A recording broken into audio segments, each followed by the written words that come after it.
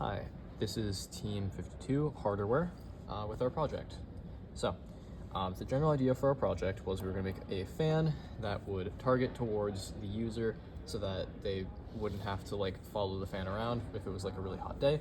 So, a couple of features that we have. First off, the general main components. We have a temperature and humidity sensor that keeps track of how hot it is so it can modulate how fast it should spin the fan. We have a IR receiver right here that works with this remote, so it can switch between different modes like stationary, the typical swivel mode, and the targeted mode, as well as being able to manually move it left and right.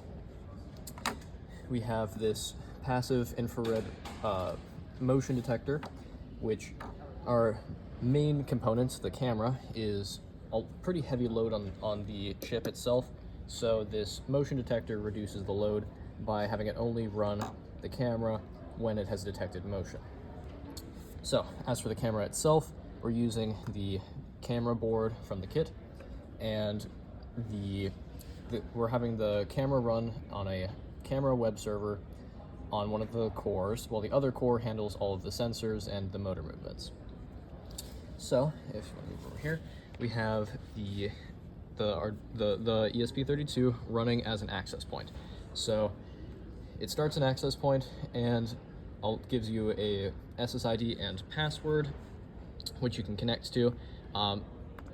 Right over here, you'll just pop over here, find it, and hit connect. Normally you'd also put in the password, but I've already connected to it, so it's automatic, which you can then go to the IP listed, and you have this nice handy dandy stream. So right now, here it is, shown in grayscale for easier motion detection. We used a model where it slices the screen into 32 vertical strips and tracks the brightness of each strip so it can detect left to right motion, as that's the axis that it has a freedom of movement on.